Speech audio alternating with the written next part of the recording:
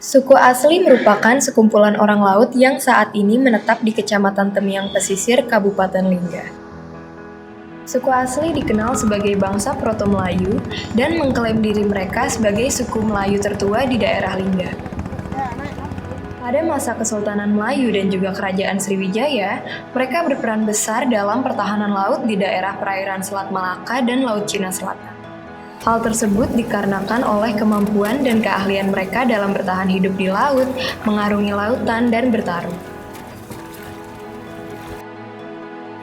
Daerah yang ditempati oleh suku asli berada di wilayah Kabupaten Lingga, Kepulauan Riau, tepatnya di Dusun Air Bingkai dan Dusun Kampung Baru. Dusun-dusun tersebut merupakan bagian dari Desa Tajur Biru di Kecamatan Temiang Pesisir. Kecamatan Temiang Pesisir terdiri dari berbagai pulau. Salah satunya adalah Pulau Tajur Biru, di mana suku asli bergantung dalam hal pendidikan, kesehatan, dan ekonomi. Namun, suku asli tidak bertinggal di pulau ini, melainkan di pulau seberang yang berjarak sekitar 300 meter darinya. Di pulau tersebut, suku asli hanya menempati pinggiran pulau yang berselimutkan pasir, sehingga pulau tersebut masih tertutupi oleh hutan yang lebat. Ketika laut mulai pasang, pasir tersebut akan tertutupi oleh air dan kaki-kaki rumah suku asli akan terendam. Sejak kecil, suku asli di Kampung Air Bingkai dan Kampung Baru Lingga sudah diajarkan mendayung sebagai bekal untuk bertahan hidup. Hal ini dikarenakan mobilitas sehari-hari mereka memang didominasi oleh penggunaan sampan, mulai dari mencari ikan, pergi ke sekolah, membeli kebutuhan, bahkan pergi ke rumah sanak saudara yang bertetangga. Tidak jarang, anak yang berumur di bawah 5 tahun pun telah mahir mendayung. Padahal, untuk mendayung dibutuhkan kekuatan untuk melawan arus air ditambah beban yang dibawa di atas sampan. Namun, bila hendak melaut, anak-anak masih harus berada di dalam satu sampan bersama orang dewasa untuk memberikan bimbingan. Seiring berjalannya waktu, anak-anak mulai terampil dalam hal tersebut. Tidak sedikit anak-anak yang masih duduk di bangku sekolah dasar sudah mampu menombak dan menggunakan parang untuk mengambil tritip.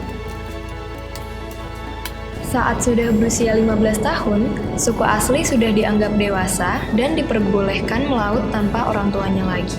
Saat itu pula, mereka sudah seharusnya memiliki sampannya sendiri dari uang yang dikumpulkan dari hasil tangkapan lautnya.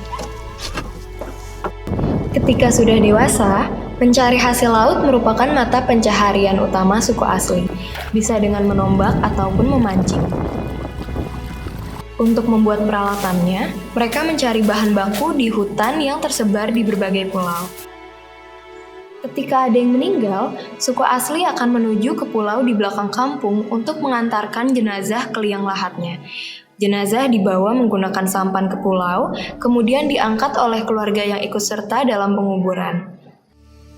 Di atas bukit, jenazah dikuburkan, kemudian makamnya dibatasi oleh balok kayu, serta ditutupi oleh daun mengkuang yang membentuk atap sebagai simbol bahwa mereka telah terlindung di bawah kajang untuk hidup.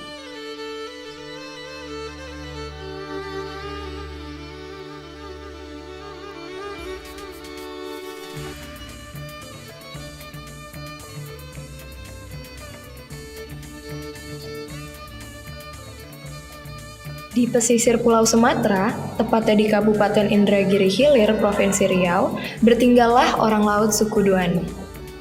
Duano memiliki makna laut dalam bahasa asli suku Duano. Suku Duano sendiri berasal dari suku nelayan di daerah Batu Pahat, Malaysia. Sejak dahulu mereka sudah terikat dengan laut.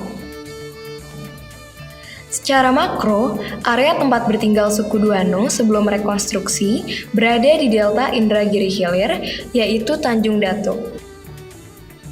Tanjung Dato memiliki potensi laut yang melimpah dan beragam, sehingga suku Duano menjadikan Tanjung Dato sebagai area mata pencaharian mereka. Kebergantungan mereka pada Tanjung Dato membuat pola pemukiman suku Duano di Desa Blaras berjajar menghadap timur, yaitu menghadap ke Tanjung Dato. Tidak begitu jauh dari Desa Blaras, terdapat hamparan lumpur pada salah satu teluk yang merupakan tempat sebagian masyarakat Duano mengambil karang darah atau senteng. Kegiatan tersebut dinamakan menongkah kerang. Perjalanan mereka menuju lokasi Tanjung Dato atau mencari kerang ditempuh menggunakan kapal pribadi yang biasanya diparkirkan di depan rumah mereka masing-masing. Sama seperti orang laut suku asli, sedari kecil anak-anak suku Duano sudah dekat dan sangat mengenal teritori mereka, yaitu pesisir laut. Anak-anak berusia 5 tahun biasa berenang dan meloncat dari pelantar rumah mereka ke laut saat sore hari. Kedekatan mereka dengan laut juga tidak dapat dilepaskan dari peran orang tua yang sebagian besar bermata pencaharian sebagai nelayan ataupun petani kerang. Anak-anak turut membantu dalam pekerjaan itu, walaupun hanya dengan hal-hal yang sederhana seperti mencuci hasil tangkapan, menimbang kerang, dan mencuci papan tongkah yang digunakan kedua orang tuanya.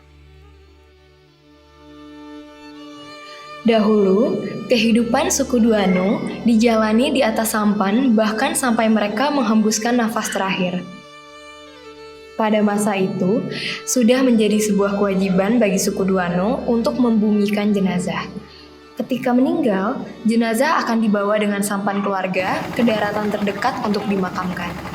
Di belakang sampan yang membawa jenazah, akan diikuti sampan-sampan keluarga serta kerabat untuk mengantar sampai ke peristirahatan terakhir.